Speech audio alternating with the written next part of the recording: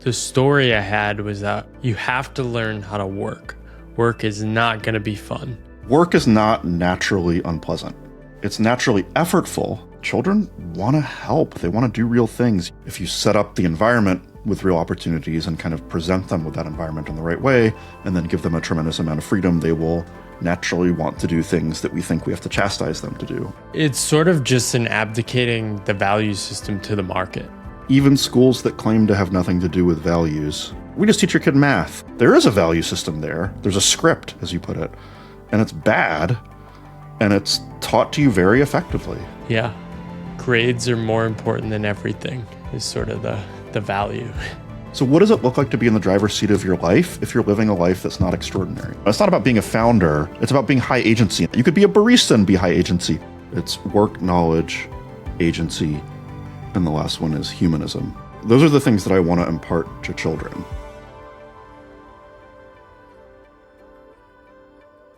Today I am talking to Matt Bateman. He is a deep thinker around all things education. He is an early childhood educator. He is a philosopher.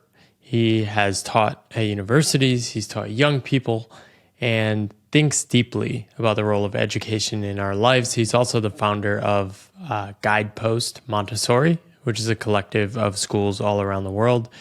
And I am excited to explore with him today. He said one of his favorite topics was work before we dove in. So this is definitely going to be fun. Welcome to the podcast, Matt. Thanks for having me, Paul.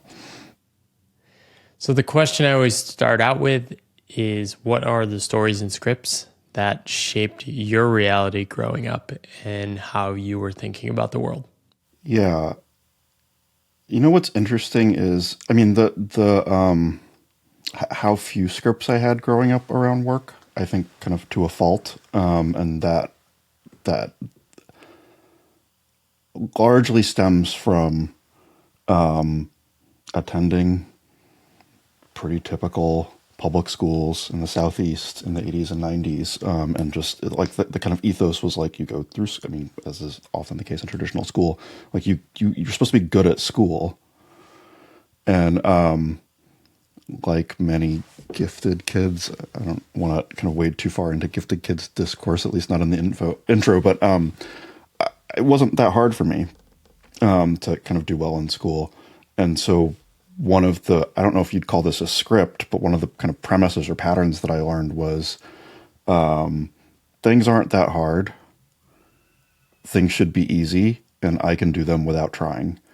And that is a completely false script in life. And, the kind of first time you hit resistance to, a lot of people get that. And I, like many people, the first time I hit resistance to that in like college and my first jobs and then graduate school, it was like very hard to deprogram that. I'm like, what is this effort thing that I have to put in, and how do I make it not terrible for myself to do these things that I think I want to do? So there's a lot of thinking around that I did in my 20s. And I don't think I still struggle with it. Like, I don't think that I have like the best work ethic in the world or anything like that. And I think a lot of the reason is school and the kind of patterns around school. On top of that, I wasn't raised with like a strong work ethic, like, get up early, stay up late, like put in the effort. I was raised pretty religiously, but not kind of from that perspective of like the good old fashioned Protestant work ethic. So yeah. Yeah, it's interesting. I grew up with a similar, it's almost like an invisible script. I was similarly good at school, and therefore, like, you sort of get a pass on everything.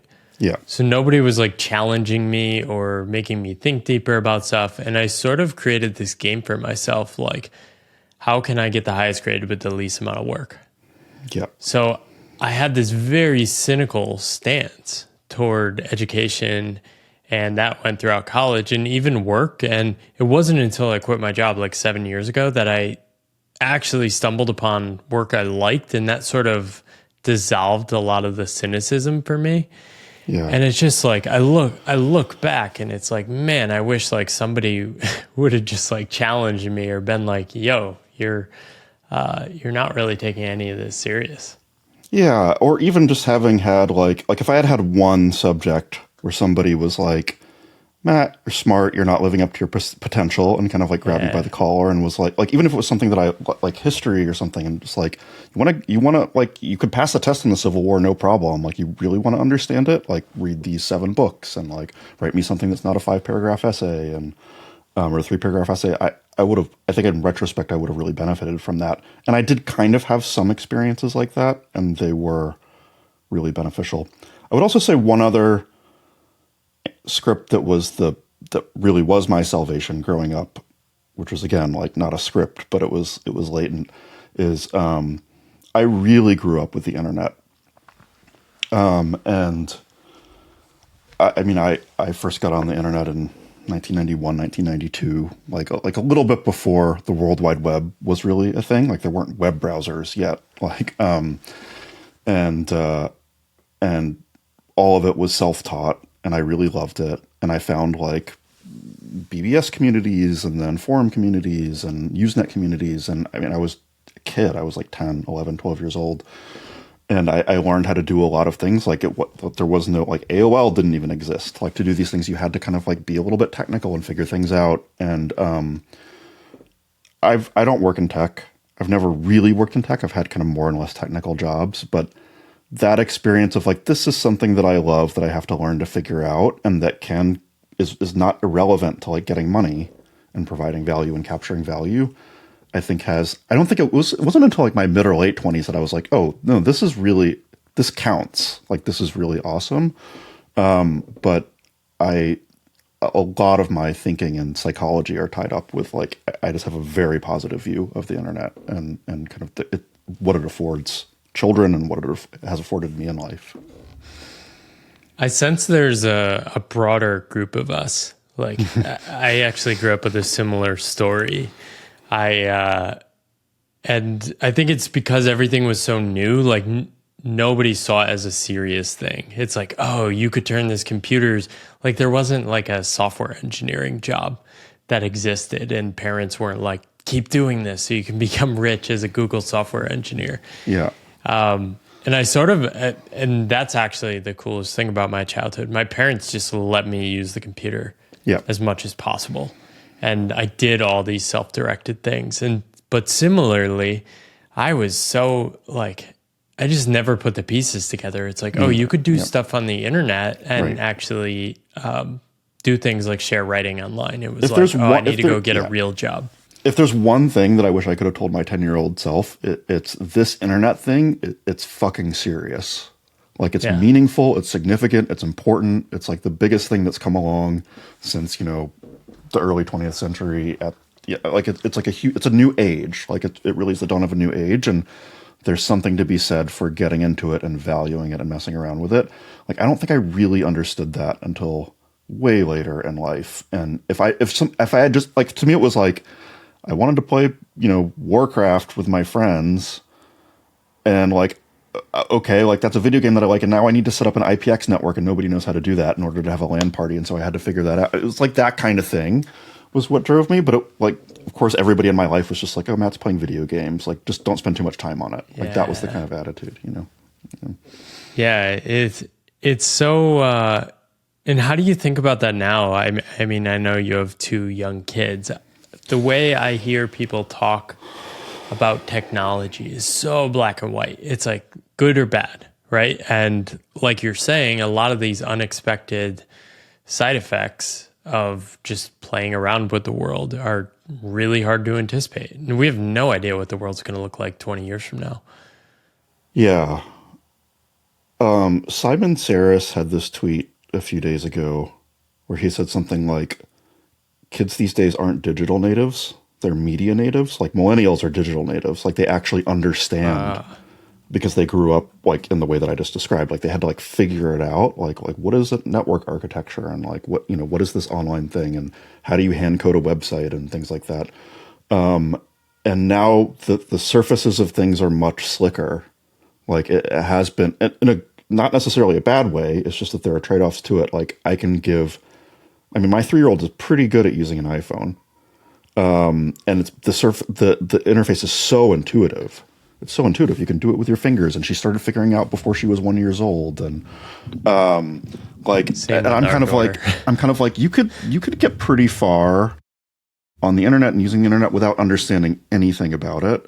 And I do worry about that. Not that everybody has to be a coder or in IT or have a technical job or really be that deeply interested in their lives. I think that, I mean, to some degree, I think kind of all values are optional, and I don't want to impose that. But, you know, the digital age is part of our life. And like, if you don't, the question has occurred to me, like, does it matter if you don't understand it, but you're really adept at it, and it kind of seems like magic, and you just end up taking it for granted, compared to what I had as a child, which is like, you know, curiosity and delight every time the modem made a noise, and like I was like, what is that sound? And like I just had to figure it out, and that's like very different than like I can ask my dad for any video and it gives it to me, and it's just like magic. And you know, like I do think about it, but I mean that I don't think about it kind of skeptically. I think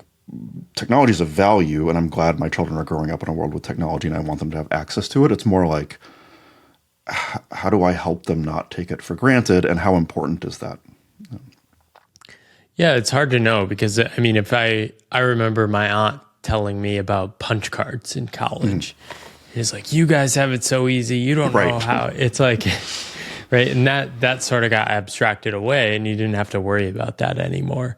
And like fixing combustion engine cars, probably going to be totally different 15 years from now. So you need to learn, but it's not about the particular. The point stands. Yeah, it's not. It's never about the particular skills. It can't be, because those things change so rapidly, and you can't know which ones are gonna. So it's not like I want my child to learn Python because they need to get a job in coding in Python. It's like the odds of like who even knows what dialects, or even if we'll think about programming languages or coding in the same way in 20 years or whatever when they're going to get jobs. It's more like.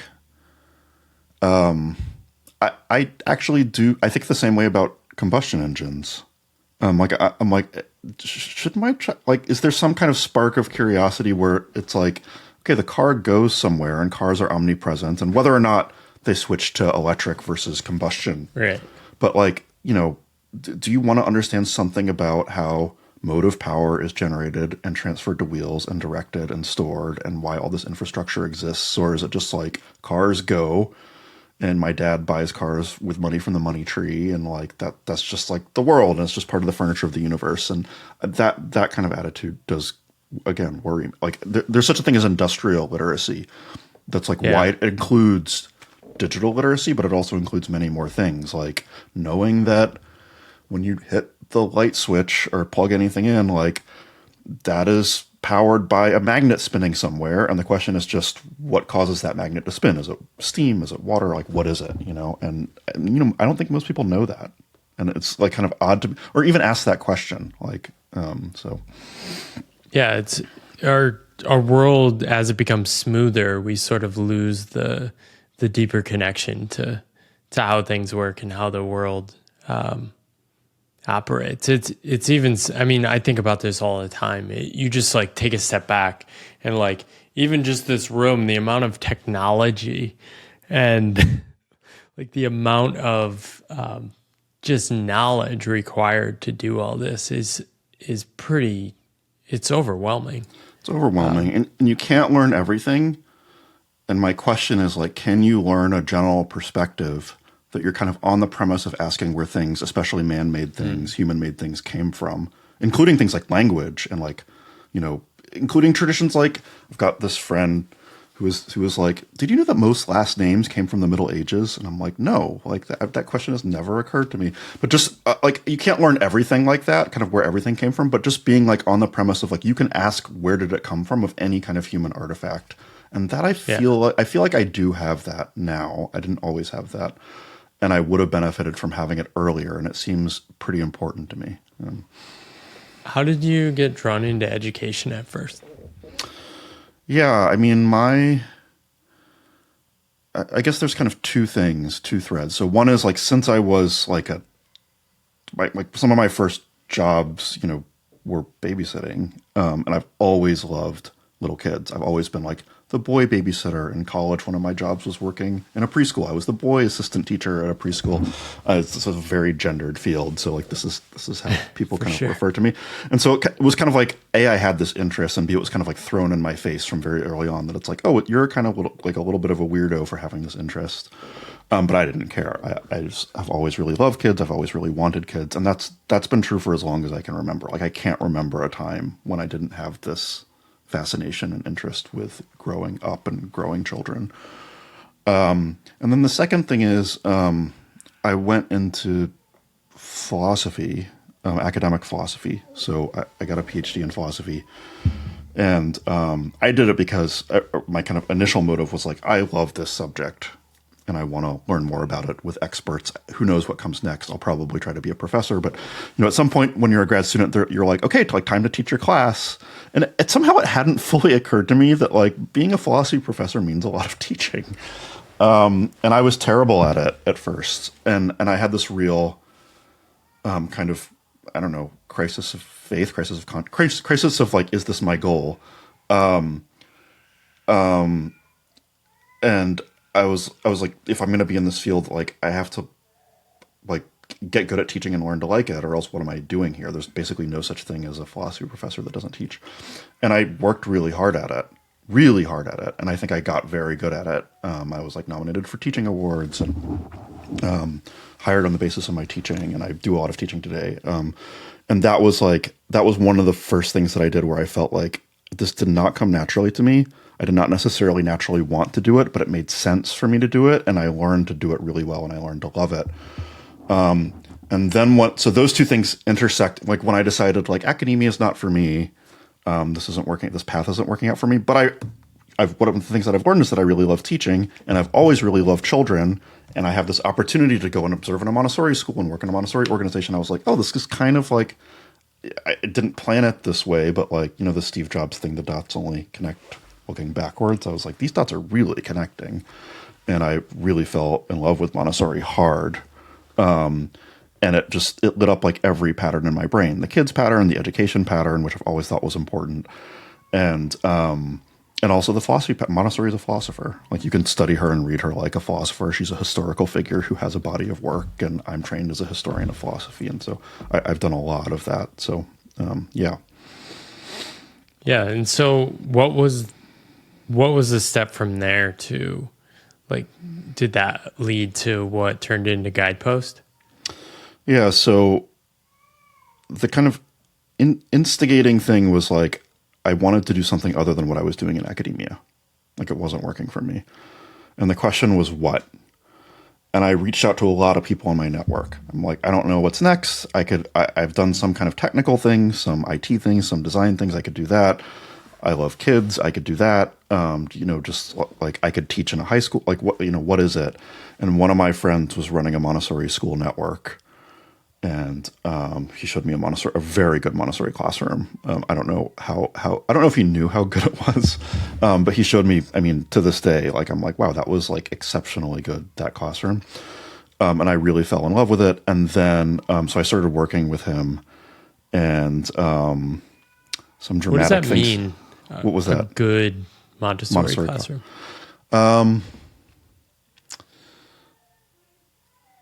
So the simple way of explaining it is just that it was a good classroom. I mean, just imagine like the range of classes that you've had in school over the course of your life in college. Like some of them were better and some of them were worse, right? And you could say like I had a good math class or I had a bad math class. I mean, Montessori it's a pedagogy, but it's a whole approach, and I think it's a very powerful approach. But there is such a thing as like poorly implemented, partially implemented. I mean, purists in Montessori tend to be like, if you get the pedagogy right, then the classroom is necessarily good. And there's something to that, but I continue to think that like the majority of a classroom quality comes down to the quality of the teacher, and the kind of what the pedagogy is it's a kind of like superpower that you can give to the teacher. And some teachers like are excited about that superpower and take it up and really own it and implement it well. Others less so, either because they lack the competence or just don't understand it, or because they're coming in with kind of fixed premises about what education should be and they don't think that this is right. And so, yeah, I mean, it's just, there are better and worse Montessori classrooms for sure. Yeah. And so talk to me about like founding that. It seems like it was an existing collection of schools and you're sort of building a community around that, or how did it emerge? So I was at this company working with these people, and Montessori was very new to me. I was like just getting my feet wet. And also, by the way, like entrepreneurship was new to me. I was like, oh, I have to manage people and like give them performance reviews and think about like burn rates and stuff. Like I didn't know anything, and I was trying to learn as fast as I could. And various things happened to the company that led a core group of us to believe that the only way forward was for us all to leave at the same time and start from zero. And that was the birth of Guideposts, the Guidepost School Network. That was in 2016. And there were 10 of us, 11 of us, 12 of us. So I'm on the founding team of that group. And it was just a team and a dream. And we got some seed investment. And at the time, we didn't even know, like, we've run schools before. Do we want to run schools in the future? Like, what is this? Is it a school network? Is it a platform? Like, even if it's a school network, like, what is the business model? Like, I mean, there were all these complicated considerations. And we eventually, through lots and lots of trial and error and figuring it out, we're a school network with a training center, with a kind of back end that supports the school network, and especially including teacher training. I mean, teacher training is, I think, the thing that we have really done right in terms of internalizing that part of the quality control and that part of the process. So we have 140 something schools and we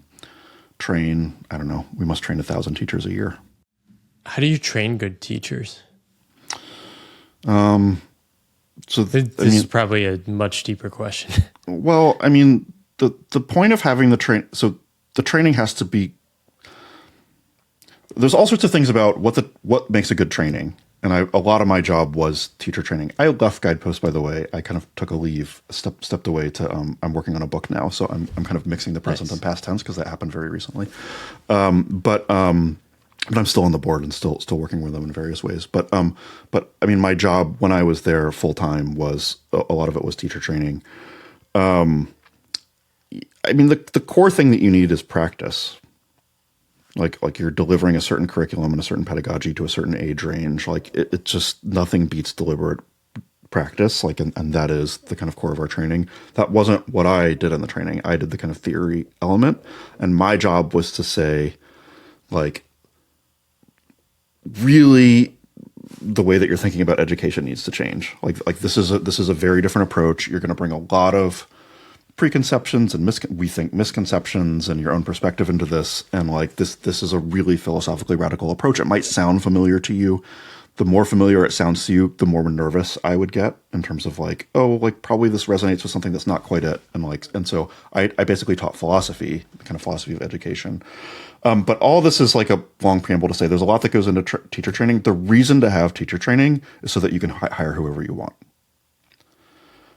It's so that you're not stuck with like, oh, like, you know, we've got to hire a trained teacher and the pool of candidates that we're getting just isn't that great in terms of like, they just don't have that spark of desire for kids, or they're not kind of curious enough, or they're a little bit dogmatic or something like that. But you're stuck with them because these are the only trained teachers. And we just did not want that problem. We wanted to be able to hire people on the basis of character and mindset and train them. And that's what the training lets you do. It lets you pick people who like have the souls of people who are good educators, and then you can give them the skills.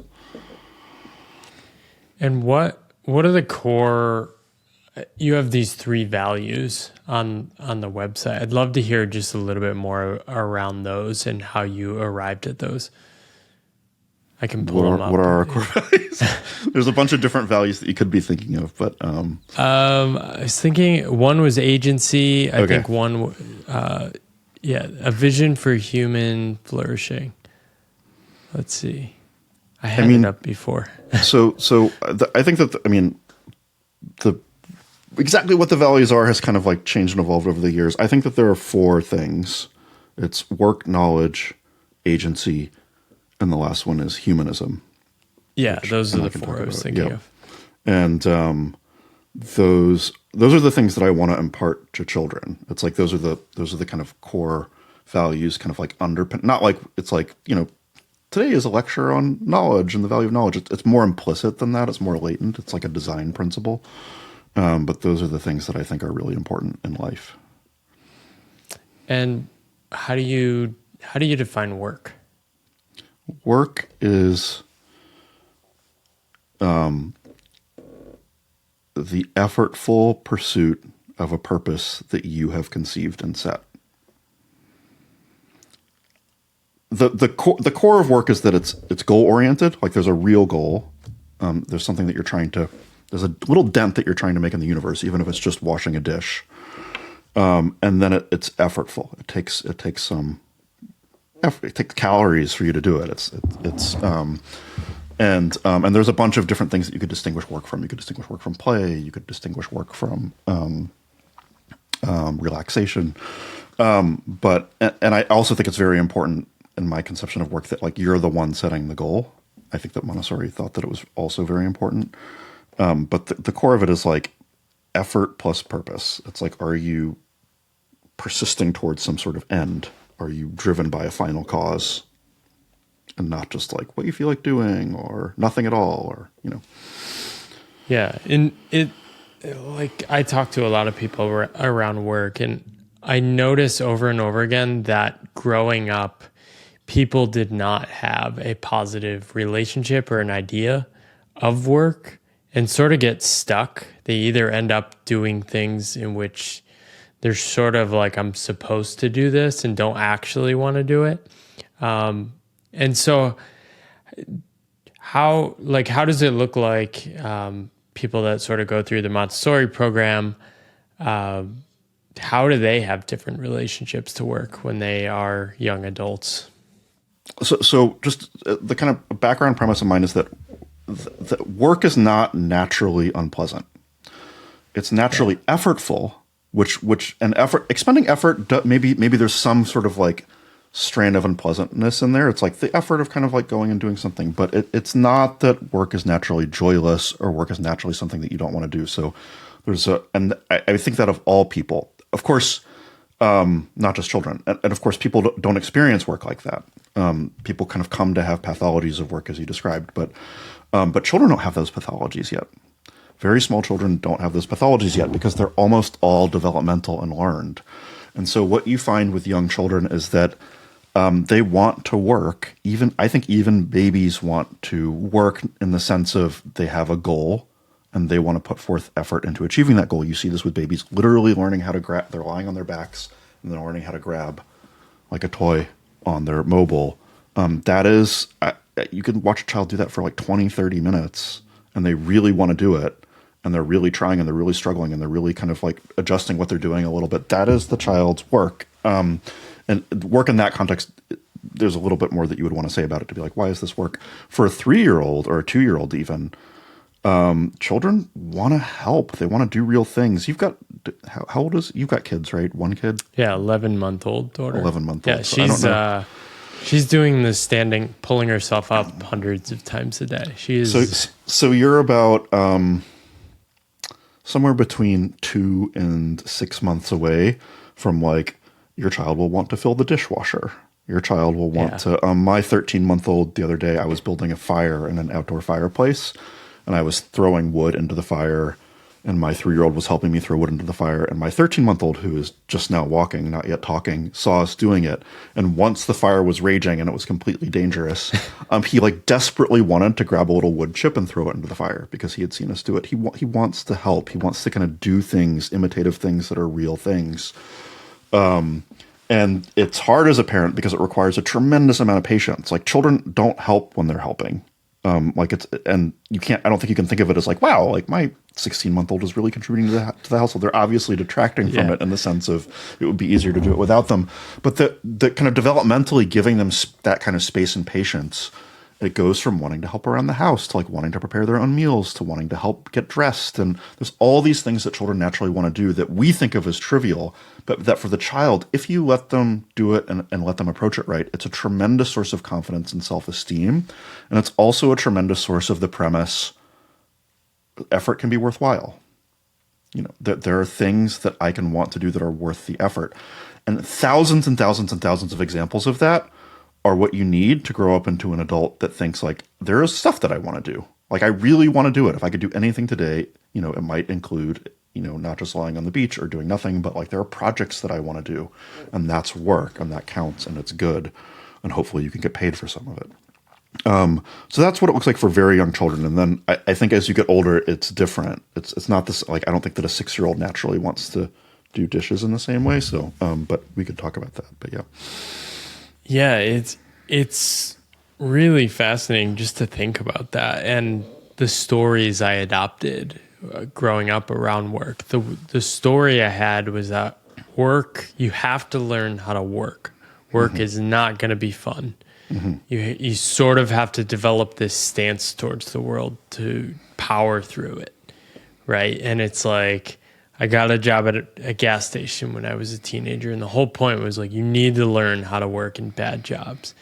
And I was doing stuff like I always have written, like I wrote in college, and it was super fun, but that was not serious to me, right? The serious stuff was the stuff I had to like grind at. And it's just fascinating to think back and wonder like, oh, if I had just noticed these are natural urges. It's tragic. And I think it's a double tragedy. So one is that triple, probably tragedy. One is that you were doing things like writing and it didn't count. You know, like writing is work. Like you have a goal. Like you want to put something down on the page and make it good and express yourself or make an argument or whatever you're trying to do, create a fictional world. That takes effort. Like it doesn't happen automatically. You don't just like sit down and relax and jot down what it's insanely hard work actually. I've written like 1,000 words a day every day for the last 20 years or something like that. It is not easy, even though I really love it. So like, why didn't anybody tell you that? Or, you know, what were the blocks to figuring that out? Another block is just school. Like you get a bunch of writing assignments and they're very different from the writing you kind of want to do. And those are the things that count. So, you know, it sucks.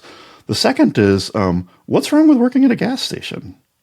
Just the kind of adult attitude towards, you know, labor or menial jobs. It's like even if it's not your favorite thing, there is dignity in that. People freaking need gas. There's nothing wrong with like working for a company, and so it's like in both these ways and in 1,000 ways, thousands of ways. Either work is generally just not valorized, or most work is denigrated, and like a tiny subset of work is it's like if you're a doctor or a lawyer or like, I don't know, like a climate activist or something, like there's like certain things that like have a certain kind of dignity, and everything else it's like, oh, you're kind of like repairing toasters, or you're just labor, or it's low status or something like that, and it doesn't count morally. Like I just like what a teenager needs to hear is like their first job at a gas station or Baskin Robbins or whatever it is, like that has a kind of dignity to it, even if it's not your favorite thing to do. You should learn it and take it seriously and like think about what it means in the context of society and like value whatever there is to value in it. And it's no less than like being a lawyer. It's paid less, but it's like, it drives me nuts. And this is so omnipresent. Even people who are good in education, even Montessorians, for crying out loud, they're like, you should join, like we're setting kids up to join the creative class. I'm like, what is the creative class? Like, and why is that the good class? Like, what about everybody else? You know, like most of it just drives me nuts. So, I think it's a huge issue growing up and developmentally. Well, I think it's sort of just an abdicating the value system to the market, right? I remember growing up and I just absorbed this idea. I don't think it was even from my parents. It's just like, you're a sucker if you're going to go be a teacher because you're going to be poor. Yep. And like, just thinking back, like nobody was really thinking all that deeply around work. And I don't really fault anyone either, because I think it was just a lot of adults who didn't really like what they were doing either. Right. And a lot of my story of what I write about is I was literally shocked about a year after quitting my job when I sort of noticed I was writing every day and having so much fun. I was like, oh, it's like I am experiencing this state, which is so connected, so alive, and so meaningful to me. And it was always here. It was always there. And I missed it. Yeah. Like 33 years. And I think that's what fires me up so much about it is it's sort of this message of like, there's this state that can be found. And it's worth actually searching for it. And the mistake I see a lot of people make in the modern world is this ikigai chart of what can be paid for and what it's like the thing that lights you up may not pay you. Yep. Like, I don't think that's a valid starting point for actually searching for something. Like one of my friends, the thing is surfing for him. That doesn't really pay, but he's built his life around making that happen because it's so meaningful to him. I also think like I think part of what helps is, excuse me, part of what helps people who have either like just like straight up work projects that just you're not going to get paid for, like a stay-at-home parent, for example. Or I mean, that's in my mind, that's a job. It's just a job has a very complicated remuneration. Like it's not a job that you have a W-2 for. But it's like it's just a job. Like it's not different from other jobs in any meaningful way. Or you have a really serious hobby, like whether it's like there's a kind of like, I mean, I kind of have dabbled in the climbing community, and you know, the kind of joke in the climbing community is like the average climber either makes like the average 5'10" climber makes like $100,000, and the average like 5'12" climber or 5'15" climber or whatever makes like $10,000, because I mean, it's just to get really good at it, to be really serious at it, you kind of have to have this bizarre nomadic lifestyle. So if you're going to do something like that, you still need money unless you happen to luck into it somehow. And so often you end up getting odd jobs or working part-time or working some of the year or something like that. And I think part of what's important in those cases is that you don't resent the part-time jobs. That you think of it as like, it's good that like you're contributing value in this other way, even if it's not exactly what you'd like to be doing. And you do some thinking about why it's a value. You don't pick something that you think is morally reprehensible or that is just a fake job. You do something that you think really adds value, like whether that's like part-time gas station attendant or teaching or babysitting or consulting or whatever it is. And you kind of think about your life as like an amount. It's not like this is like a tumor on my life that I would excise if I could. It's like, no, these things fit together. Like I do a lot of surfing or whatever it is. And I also have this other thing to pay the bills, and, you know, I have other hobbies and interests too. And like, there's a way that I can kind of make it all fit together. I think, there's a lot of ways I have met a lot of people who are like, you know, professional climbers or whatever, hobbyists of different sorts that resent the need to work to make money to pay the bills. And I don't think that that's good either. It all fits together, and all work is good work. Montessori has this quote, all work is noble. Like, and I really believe that. Yeah, I love that. It's, I think when I first quit my job, it was like, let me do as little as possible freelancing to fund my life. Mm-hmm. And I realized that was not actually a sustainable mode.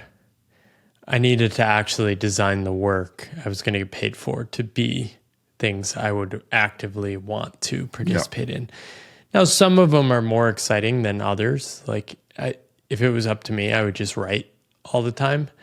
But it doesn't mean I want to just do something I just despise to make money. So there are some constraints I put on that, and I've been able to find like a good balance. And I think there's always like there are things that I'd rather not do, even I got paid a lot to do them. But and that's fine. It's just the point is not like you have to like everything. The point is, don't be on your high horse. It's not like a moral fit. Right. There's not a kind of moral ranking of jobs, with some jobs kind of having superiority to other jobs. I think that's the poison pill. That's the poison pill that that's what was in your script, I think, growing up, of like, you need to get like a, professional middle class job or whatever it is, something kind of a well-paying desk job. And like, if you can't do that, that's you'll be part of the hoi polloi, the masses who like their lives don't like their success doesn't count. Their lives don't really mean anything. I mean, that is a message that's out there. I think it's very un-American and very bad, but it's out there nonetheless. And like, everybody has to grapple with it. Yeah. How are you thinking about like school and your kids? Now they're 3 and about 1, you said, so. Yeah, so both of my children are in schools that I've helped build and design, and that's awesome. And they've both been in school since they were 3 months old, so our programs start very young. And I love Montessori. I mean, the Montessori approach it's very work-centric. The kind of whole premise of the approach is that children want real things and they want real opportunities. And if you set up the environment with real opportunities and kind of present them with that environment in the right way, and then give them a tremendous amount of freedom, they will naturally want to do things that we think we have to chastise them to do. And they will develop a lot of good, like the small muscles of agency get built up by that process, by them coming in, choosing work, concentrating on it, persisting with it against distraction, and then deciding to do something else. The system was also very academically strong. I mean, Montessori was known.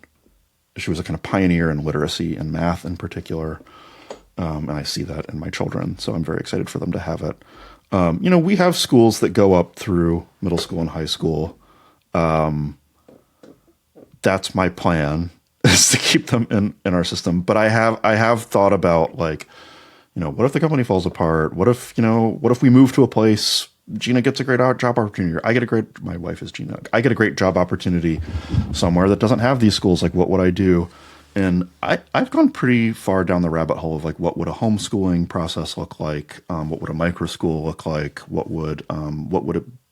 would I like find and design a community of peers for them? What would their day look like? How would I integrate that with my work? And, I could definitely end up doing that in some way. It's not the path that I'm on, but like, I don't think that you can have a plan beyond 5 years in life. I think 5 years is the event horizon beyond which you cannot see. So, yeah, even 5 years seems pretty far now that I have an 11-month-old. It's like, let's wait till she walks. But it's fascinating. I think one of the most interesting things I've experienced is, since having a kid, everyone asks, what are you going to do for school? Mm-hmm. And no one really asks, like, what are you going to do for learning? Yeah. Or like agency or personal relationship to work and all these things. And like, a lot of these things get so simplified. And I'd actually suggest to people on the Montessorium site, I'll link to it. You guys have an amazing exploration of the history of education. And a lot of these modern scripts are not actually like the full story. Like, I think there's this meme that, it's industrialized education for factory workers. And I've dug into that in the past. And there actually was some experiments that were trying to do like hundreds of kids in a room. Yeah. Taylorism. Yeah, around that time. And it was pretty much abandoned. So it's actually this very different tradition, which was pretty interesting to read about again. And I think you guys do a pretty good job of capturing that.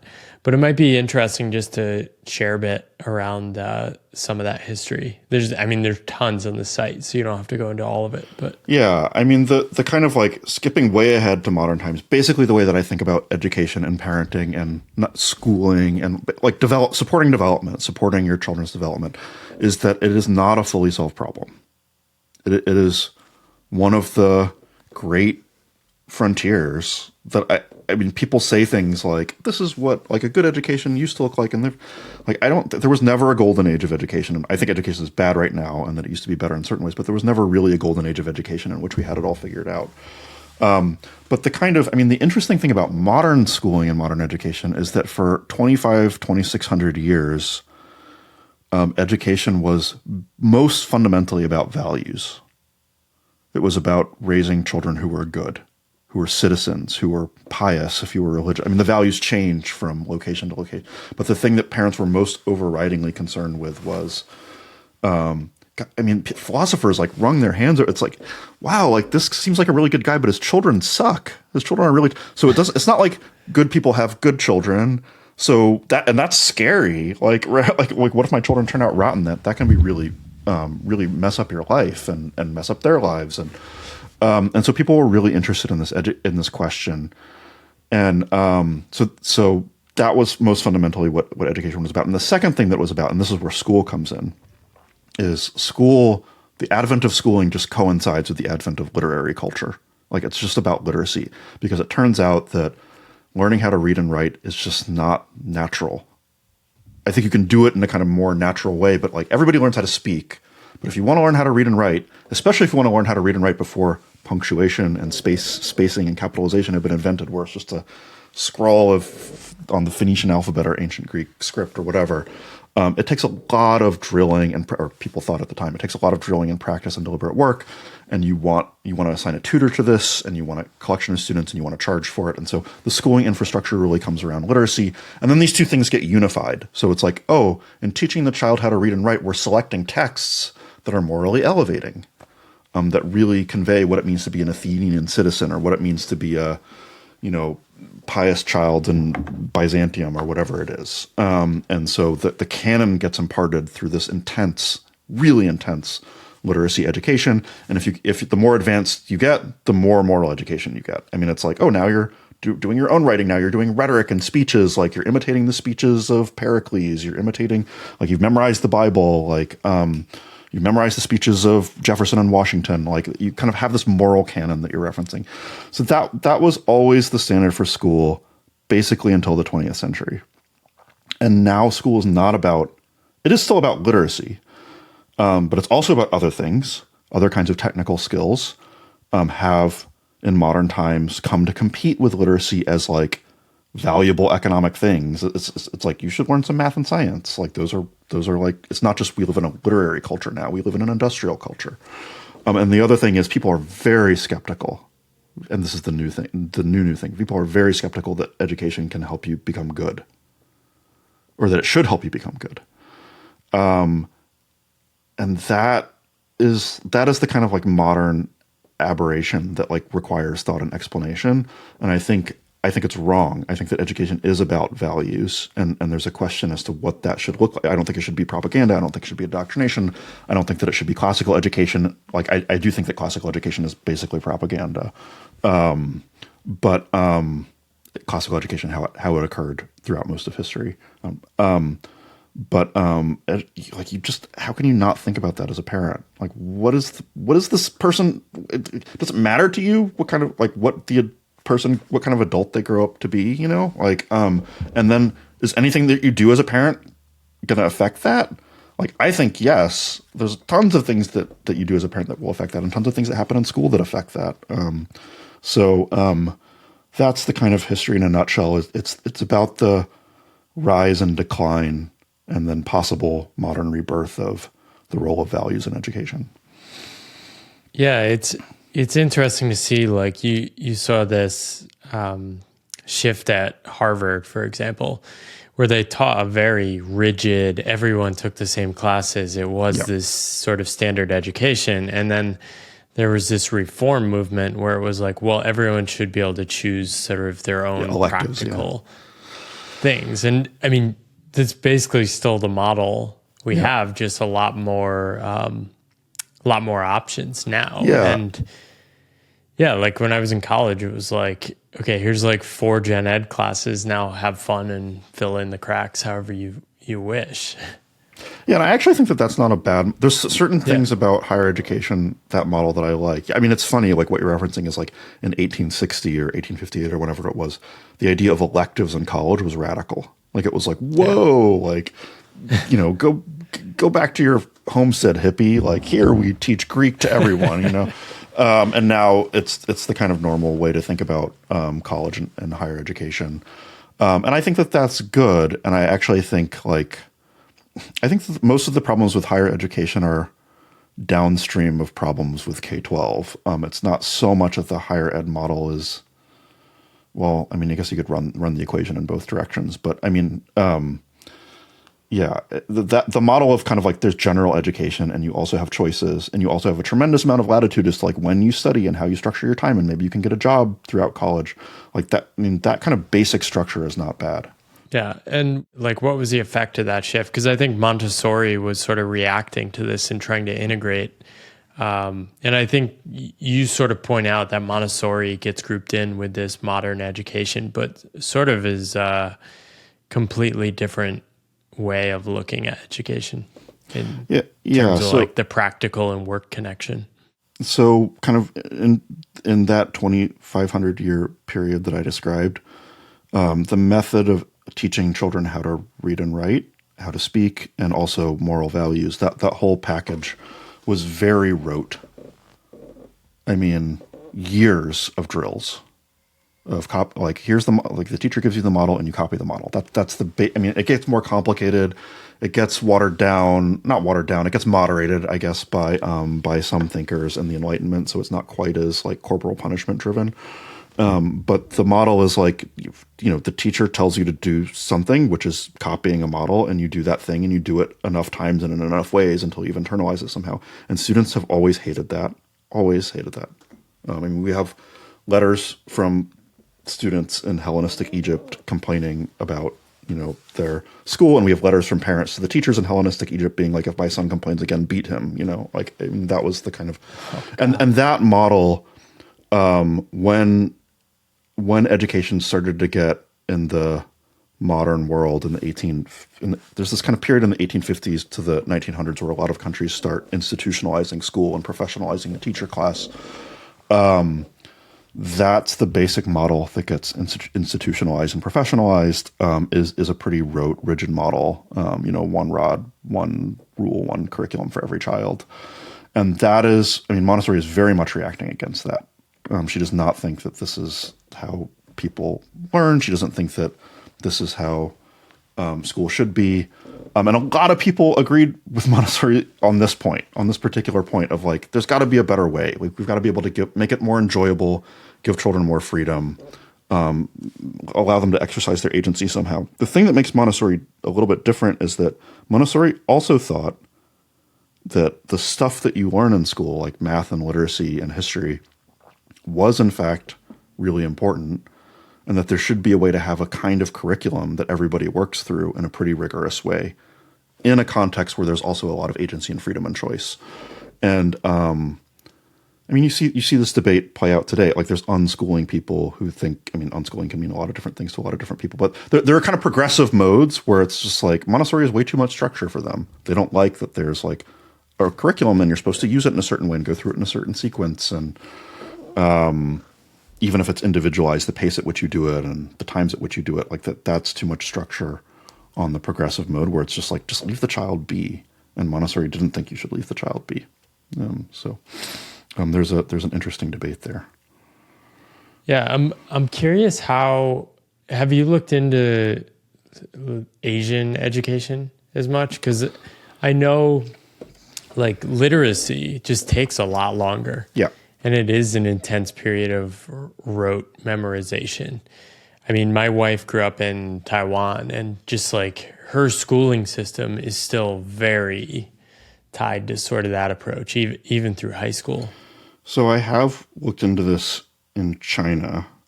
We have 8 schools in China that we kind of divested from them, but we built and set up 8 Montessori schools in China.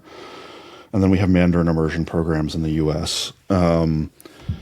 It's freaking hard. I mean, the question of literacy in the Montessori system for like a non-alphabetic writing system is very tricky. Just takes a lot longer. It takes a lot longer. It's not as, so the alphabet is very like, almost like mathematically abstract, like the English alphabet. There are 26 letters and everything is made out of these letters. And there's some spacing and punctuation, but basically like, you're mapping phonemes to graphemes and that's how the system works. That's not how simplified characters or traditional characters in Chinese work, but there are patterns. It's not pure these are hieroglyphs and you have to memorize them. Like different things in different parts of the character can mean different things, and there are kind of rudiments that you can build up from. And so there are Montessorians who are doing very interesting work and trying to figure out like what is a system. Lots of people claim that we've got it worked out. We've got the Montessori system applied, but they all disagree with one another. And so I think it's an interesting question. It's an interesting pedagogical question as to kind of what that looks like and how it looks. It might very well involve more practice, but learning how to read and write in English involves a lot of rigorous practice. The question is just how rote does it have to be? Yeah. How do you, coming back to this whole like, oh, we're training people to be part of the creative class. Yeah. Like in the modern world, it is so hard to sort of separate anything from employment and sort of the status around different types of employment and money, like especially in the US. And you see like a lot of these alternative schools, I see them in Austin, and it's like, we will train your kid to be startup founders. And it's like, whoa, what's the underlying like belief system here? And it just seems like a trap to fall into in that regard. Yeah. So it's a very tricky trap. Partly because the person making the decision about their education is not the student until college. At the earliest, college is when the child typically, not the earliest, but that's when it typically happens. It's the parent, and so there's a question as to like, what does it mean to be market viable? What is the messaging? What do parents want? And I mean, parents want their children to be happy, but also successful. And that means something pretty specific to a lot of parents. It's also hard because I'm like a little bit, I don't agree with, we're going to train your child to be a startup founder. I think that that's awful. But there's something to it. And the something to it is we have a model of what a founder looks like that is positive and good, and that they're entrepreneurial. They don't take things for granted. They go out and they solve problems. There's a lot of virtues associated with entrepreneurship and founding, especially if you're in certain social circles. And I don't think that we have terminology to describe what those virtues look like in the non-founder case. So let's say that you have somebody who's, I don't know, an accountant. So you have a grown-up who's an accountant. There is such a thing as being a high agency accountant, and it doesn't mean that you start your own accounting firm and like you can just do your job that you have decided that you like and value in a good way, where you're thoughtful about it and you have your values and you have your way that it relates to your hobbies and your family life that you have thought about and that you have chosen. And from the outside, like if you just kind of squint and look from afar, you're like, this like accountants are like this high agency accountant doesn't look that different from like a typical accountant. But I think that there is a huge difference. There's a world of difference between people who approach their lives in this way and people who don't. And I don't think that we have a good vocabulary for saying, no, it's not about being a founder. It's about being high agency. And yeah, that it might mean that you become a founder, but you could do anything with that. You could be a barista and be high agency. Like people are just like, what are you talking about? That doesn't scan to that. I mean, this is what I'm writing my book about. Like, and so I can go on about this topic, but, so I think what I want education to give is agency. They value work. They know things. They love human beings, like these kind of core four values. And the concrete models for that tend to be exceptional people. And, and then all of a sudden, if you kind of start talking about exceptional people, then it's like the exceptional people are the ones that count. Like what's the model for the the kind of normal as in typical person who is just unusually healthy? And it's hard to describe. I mean, when you think about you say you have a son or a daughter, daughter, right? Daughter. When you think about your daughter and you think about what you want for her in life, there's more to it, I suspect. I'm going to put words in your mouth now. There's more to it than just like, I want her to do whatever she wants and be happy. It's like, yeah, but like, there's a look to that. Like what, it's not just like, I want her to be intentional. I want her to be thoughtful. I want her to be honest. And I wanted to have some of these kind of like, I wanted to be high agency in a certain way. She's the one in the driver's seat. She's the one deciding. So what does it look like to be in the driver's seat of your life if you're living a life that's not extraordinary? I think that that is a real question, and people don't have vocabulary to describe that. Yeah. It's something I think about a lot, and it's interesting. You started with values in our conversation, and we've been starting to put together like, what are the values we want to prioritize? And then when you do this, you realize if you're prioritizing values, you're trading off other things, right? Because you can't have it all. Yep. And once you come up against institutions, you are having to make these trade-offs, and you're really just doing your best. Like, I mean, I've only have one kid now, but man, I have so much compassion for parents trying to figure this all out. It's a lot, and it's hard. I mean, here's what I would say to parents who want to do something radical, but who are running into the real world, the kind of surface area of the real world, and being like, oh, college and jobs, and like these are real things. Like, I don't think that people who are like, it doesn't matter where you go to college, or if you go to college, or like what. No, I think parents should be thinking about these things. I think that the white pill, the kind of truth that will set you free, is that the only thing that matters in K-12 education for the standard path is the last year or two of high school. That is the only thing that matters. It's how, like, what does your transcript look like for high school? Nobody's going to look at your elementary school transcript. Nobody cares if you went to like Such a good like point. a hippie Montessori school. What do your standardized test scores look like?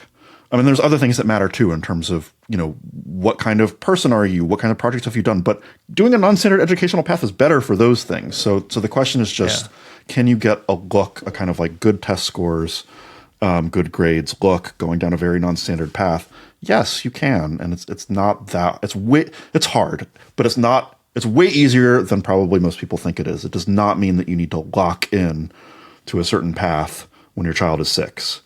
It means that you need to think about when your child is in the 16 to 18 range, you know, who is this child now, and what does their kind of exit look like? What does that exit ramp look like for them, and how can we design for it? It is, if you think that K-12 education is really good at getting people into college because of what it does in elementary school, I think you're just wrong. Like it's much narrower than that. I love that reframe. Even as you're saying it, it's like, oh, that is so obvious now. And I mean, I've talked to many homeschoolers, and around 16 years old is when a lot of homeschoolers do decide to go to school. Right. And participate in a high school, either for the social reasons or it's just a useful way to prepare to get into college. Yep. And it's even crazier that I'm saying, because what really matters for most people is what college you get into. It almost doesn't matter whether or not you finish the degree. I mean, for some degrees it does matter, but it's like there's this period when you're 17 where like all of the status games like crystallize and come to a head. And so, yeah, I mean, I think it does help to think about that time. I also think you can have a good life not going to college, but college critics are often greatly overstate their case. Like there's a lot of good things that happen at college. Well, most of them have college degrees. Right. Most of them have college degrees. I think, yeah. Well, I think what they miss, I mean, my parents didn't go to college. I think what you get going to college is really this, like, you're tapping into this broader ecosystem of like jobs and how the world is working and how the global economy is working. That without that knowledge, it is just very hard to have flexibility and try things unless you have that guidance from other places. Yeah, it's a ramp to the world. Not a perfect ramp at all. I'm very critical of the ramp in a lot of ways, but it is a ramp to the world in a way that high school isn't. The peer group that you get. Well, I think it was for me. It was for me because I didn't have that exposure. So it was like this overwhelming, like, oh my gosh, I didn't even know how the world worked before this. Right. But could I have left at 20 years old without finishing the degree? Probably, but I didn't want to run that experiment. Right. Yeah. And also, like, the better the university you get into, the more valuable that is. Like, if you've gotten into Harvard, it's almost like you can drop out. People know that you got into Harvard, right? Whereas if you got into, like, UT Austin, UT Austin's a good school, but it doesn't have the same cachet. Though I am meeting more people dropping out of this default path Yeah, I earlier. am too. Yeah, I am too. And it's doable. Yep. Yeah. I'm sort of worried. Like people are taking my book and be like, I dropped out of college. I'm like, is it because of my book? Like, can we hedge the exposure of my risk here? But they're very confident in what they're doing. And like, I'm always blown away by like just the determination of these people I'm meeting. It's fine. I mean, I think the worst case scenario for most things are two-way doors. And I think a mistake that a lot of parents make in particular is they think of education as like a pretty narrow path that you have to walk. And it's like, you can drop out and re-enroll. Like it doesn't, like nobody cares, so.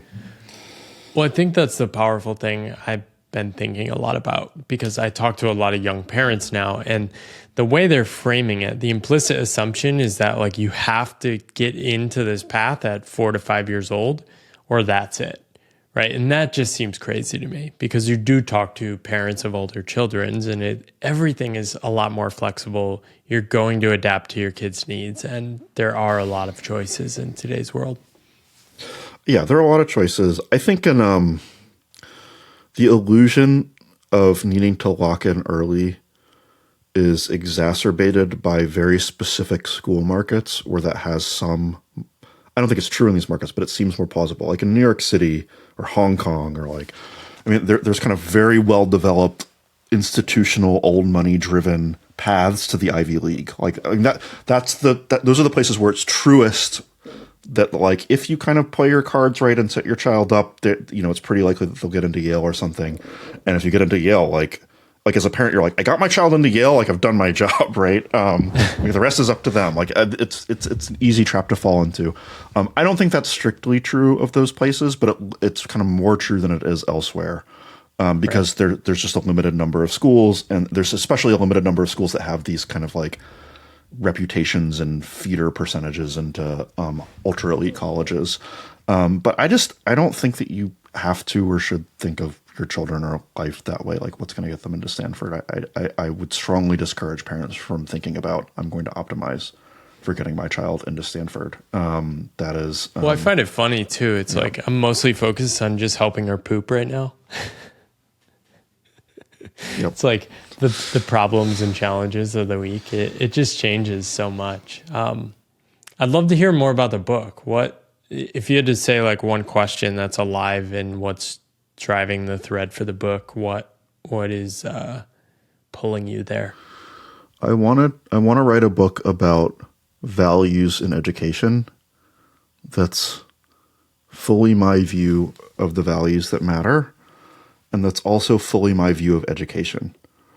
And there's all sorts of, if you think that values are important in education, there's all sorts of very tricky questions that come up about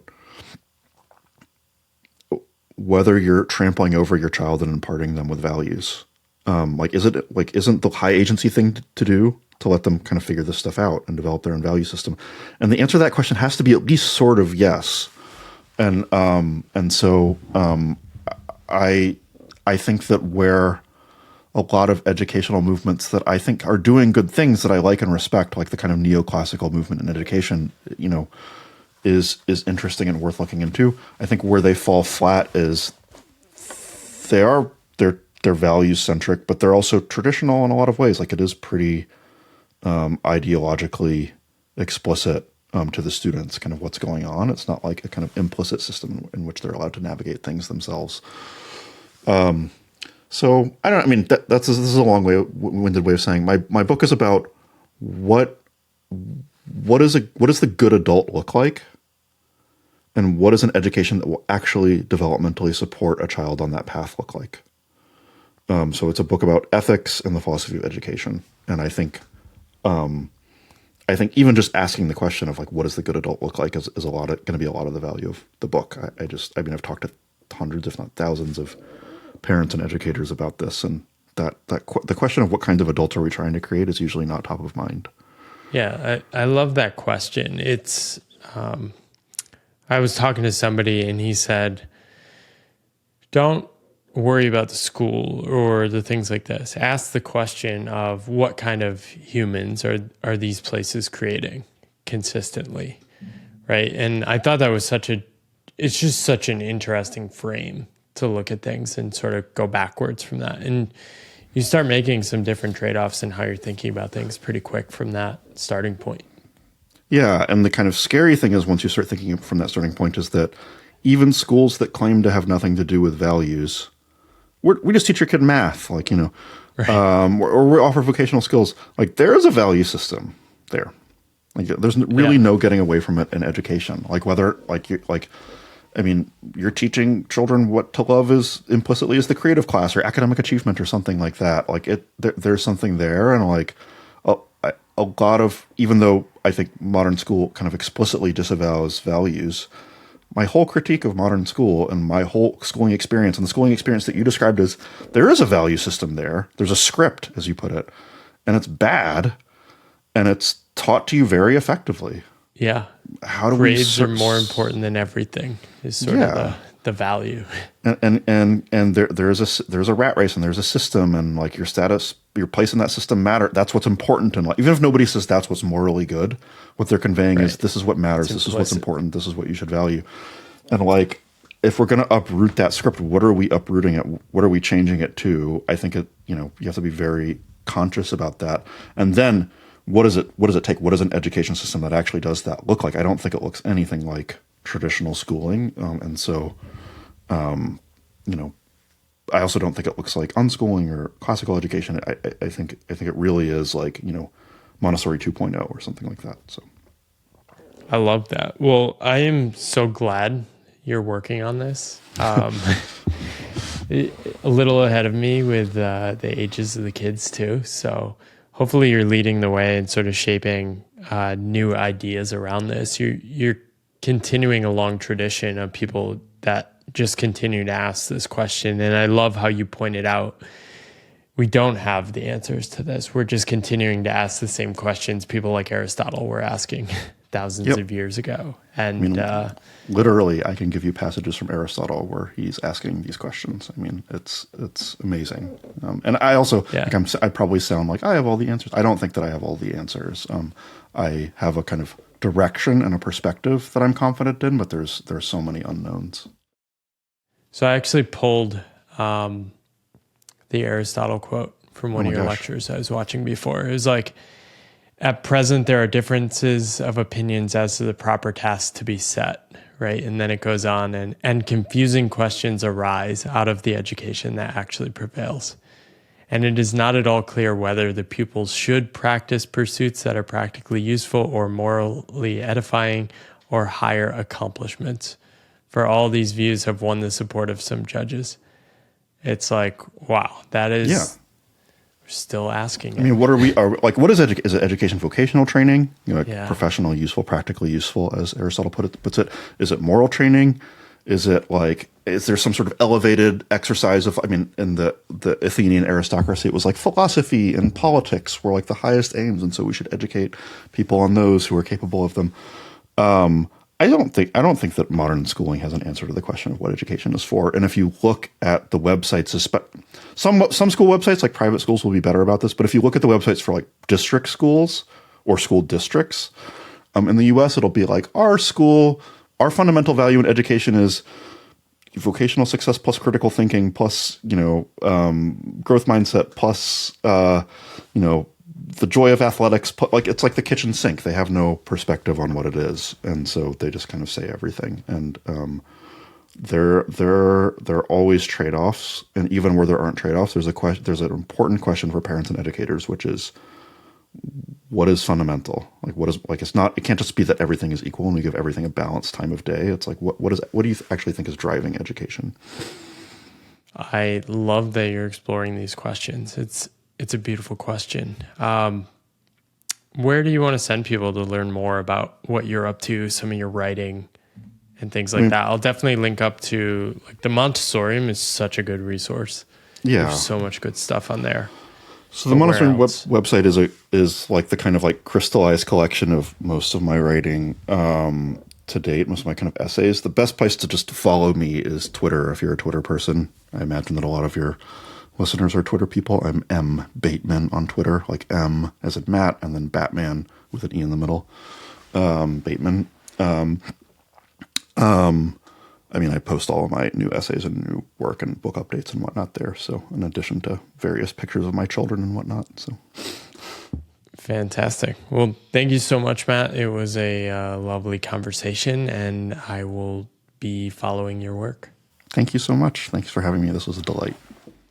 Hey there. Thanks for watching that episode of the Pathless Path podcast in video form on YouTube.